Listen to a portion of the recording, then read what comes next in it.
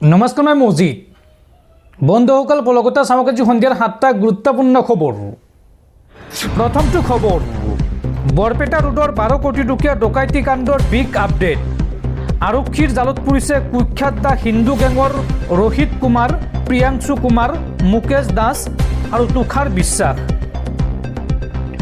বৰপেটা ৰোডৰ চাঞ্চল্যকৰ ডকাইতি কাণ্ডৰ বিগ আপডেট। 12 কোটি টকাৰ গহনা নিয়া ডকাইত আৰক্ষীৰ জালত।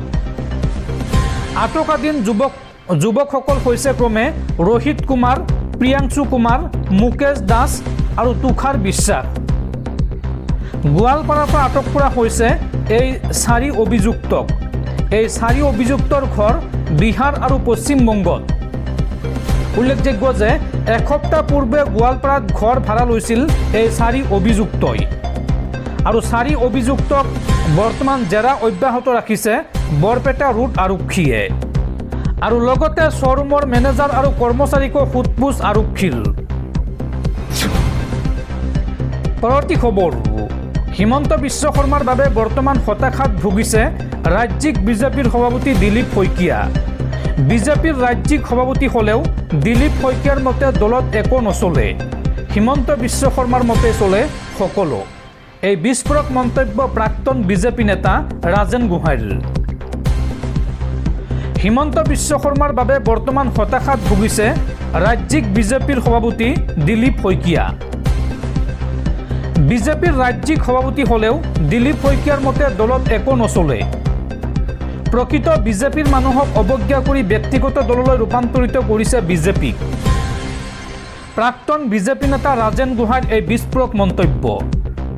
হিমন্ত বিশ্ব শৰ্মাৰ ব্যৱহাৰতে আমি দল এৰি আহিছিলোঁ। জুবিন গাৰ্গৰ লগত বিজেপিয়ে কি কৰিলে সেয়া ৰাইজে দেখিছে। সকলোবিলাকৰ হিচাপ বিজেপিক 26ৰ নিৰ্বাচনত দিব ৰাইজে। হিমন্ত বিশ্ব শৰ্মা বিজেপিত থকালৈকে বিজেপিৰ পতন নিশ্চিত। তেওঁৰ 5 বছৰীয়া শাসনকালত অতিষ্ঠ হৈছে জনতা। তেওঁক অসমৰ জনতাই কেতিয়াও বিশ্বাসত নলয়। এই মন্তব্য প্ৰাক্তন বিজেপি নেতা ৰাজেন গোহাঁইৰ। পৰৱৰ্তী খবৰ, ঋণগ্ৰস্ত অসম চৰকাৰৰ আজব কাণ্ড। অসমৰ প্ৰতিগৰাকী মন্ত্ৰী বিধায়কক উপহাৰ হিচাপে দিয়া হ'ল 3 কেজিকৈ ৰূপেৰে নিৰ্মিত বিধানসভাৰ প্ৰতিকৃতি। বিধানসভাৰ অধ্যক্ষ বিশ্বজিৎ দৈমাৰীয়ে উপহাৰ হিচাপে দিয়ে এই 3 কেজিকৈ ৰূপেৰে নিৰ্মিত বিধানসভাৰ প্ৰতিকৃতি। আৰু এই উপহাৰৰ নামত অসম বিধানসভা সচিবালয়ৰ ব্যয় হৈছে 16 কোটি 60 লাখ টকা। ঋণত ডুব গৈ থকা ৰাজ্যৰ বিধানসভা সচিবালয়ৰ এক আজব কাণ্ড। সাহস বিৰোধীৰ বিধায়কক উপহাৰৰ নামত 16 কোটি 60 লাখ টকা ব্যয় অসম বিধানসভা সচিবালয়ৰ। বিধানসভাৰ অন্তিম দিনত প্ৰত্যেকগৰাকী বিধায়কক অধ্যক্ষ বিশ্বজিৎ দৈমাৰীয়ে দিলে বিধানসভা ভৱনৰ আৰ্হিৰে নিৰ্মিত ৰূপৰ প্ৰতিকৃতি। উপহাৰ হিচাপে দিয়া 3 কিলো 2 গ্ৰাম ওজনৰ প্ৰতিটো প্ৰতিকৃতিৰ মূল্য 8,30,000 টকা। কলকাতাৰ এটা ঠিকাদাৰী প্ৰতিষ্ঠানক দিয়া হৈছিল 200 টাকৈ এই প্ৰতিকৃতি নিৰ্মাণৰ ঠিকা। আৰু 200 প্ৰতিকৃতি নিৰ্মাণৰ নামত ৰাজকোষৰ পৰা মুঠ 16 কোটি 60 লাখ টকা ব্যয় হৈছে সচিবালয়ৰ। ঋণৰ বোজাত ককবকাই থকাৰ পাছতো সচিবালয়ৰ এনে ব্যয়ে ৰাজ্যজুৰি সৃষ্টি কৰিছে তীব্ৰ প্ৰতিক্ৰিয়াৰ। দৰ্শকসকল, আৰু বহুতো গুৰুত্বপূৰ্ণ খবৰ আছে। তাৰ আগতে আপোনাক জনাওঁ যে যদি আপুনি এতিয়ালৈকে এইটো ভিডিঅ'ত লাইক কৰা নাই তেন্তে এতিয়াই ভিডিঅ'টোত লাইক কৰি দিয়ক। আৰু এনেকুৱা ধৰণৰ ভিডিঅ'সমূহ নিতৌ চাবলৈ চেনেলটো ছাবস্ক্ৰাইব কৰি কাষত থকা বেল আইকনটো প্ৰেছ কৰি ৰাখক। পৰৱৰ্তী খবৰ, এতিয়াৰ পৰা ৰাজহুৱা স্থানত য'তে ত'তে বিক্ৰী কৰিব নোৱাৰিব মাংস। মইমাতালিৰে মুকলিকৈ যিকোনো মাংস বিক্ৰীত নিষেধাজ্ঞা জাৰি চৰকাৰৰ। চৰকাৰৰ অনুজ্ঞাপত্ৰ থাকিলেহে এতিয়াৰ পৰা বিক্ৰী কৰিব পাৰিব মাংস। মাংস বিক্ৰীক লৈ এই কঠোৰ নিয়ম বলবৎ বিহাৰ চৰকাৰৰ। এতিয়াৰ পৰা ৰাজহুৱা স্থানত য'তে ত'তে বিক্ৰী কৰিব নোৱাৰিব মাংস। মইমাতালিৰে মুকলিকৈ যিকোনো মাংস বিক্ৰীত নিষেধাজ্ঞা জাৰি চৰকাৰৰ।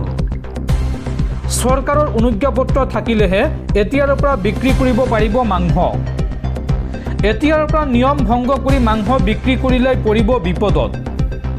নিয়ম ভংগকাৰীৰ দোকান সিল কৰাৰ লগতে হ'ব পাৰে জৰিমনা পৰ্যন্ত।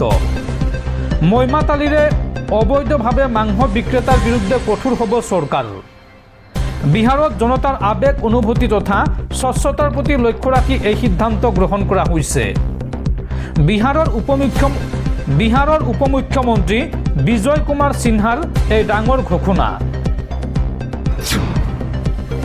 পৰৱৰ্তী খবৰ, ৩২ বছৰে যি সন্মান কংগ্ৰেছত নাপালোঁ, বিজেপিত মাত্ৰ ৩২ ঘণ্টাতে সেই সন্মান পালোঁ। কেন্দ্ৰীয় গৃহমন্ত্ৰী অমিত শ্বাহক সাক্ষাৎ কৰি আহি এই মন্তব্য APCCৰ প্ৰাক্তন সভাপতি ভূপেন বৰাৰ। পৰৱৰ্তী খবৰ, ভাৰতত লস্কৰী তৈবাৰ ভয়ংকৰ কুটাঘাতৰ পৰিকল্পনা। দেশৰ বহুকেইটা গুৰুত্বপূৰ্ণ স্থানত IEDৰে আক্ৰমণৰ পৰিকল্পনা লস্কৰী তৈবাৰ।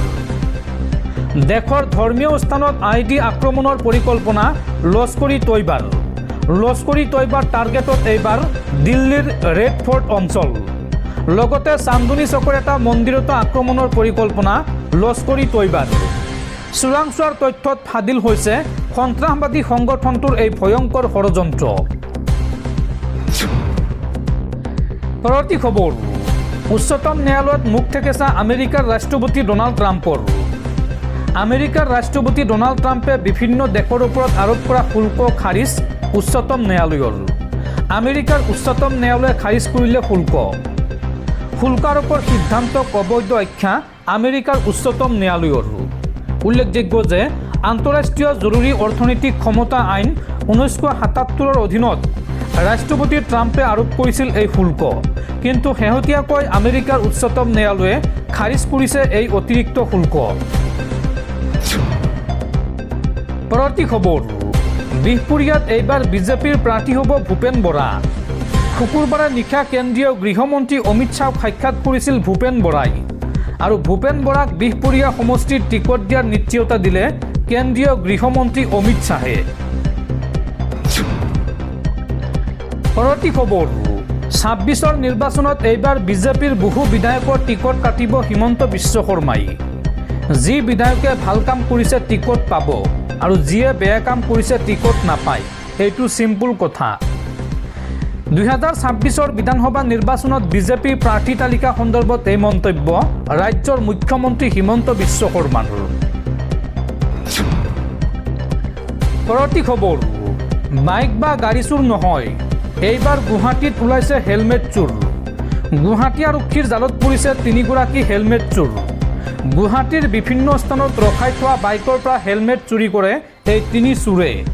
6 মাইলৰ পৰা আটক কৰা হৈছে অমিত দাস, টেগ বাহাদুৰ চেত্ৰী আৰু সামিনুল ৰহমানক। পৰৱৰ্তী খবৰ, কোন দিশে প্ৰধানমন্ত্ৰী নৰেন্দ্ৰ মোদীৰ বেটী পঢ়াও বেটী বচাও নীতি। এইবাৰ পুৰুষ নথকা ঘৰত অসংযত অৱস্থাত ধৰা পৰিছে বিজেপি নেতা। দুৱাৰ ভাঙি ৰাইজে উদ্ধাৰ কৰি গতাই দিয়া আৰক্ষীক। মহিলাৰ ঘৰত দুপৰ নিশালৈকে সোমাই আছিল বিজেপি নেতা বুকুল চিল। পুৰুষ নথকা ঘৰত এইবাৰ অসংযত অৱস্থাত ধৰা পৰিছে বিজেপি নেতা। দুৱাৰ ভাঙি ৰাইজে উদ্ধাৰ কৰি গতাই দিয়া আৰক্ষীক।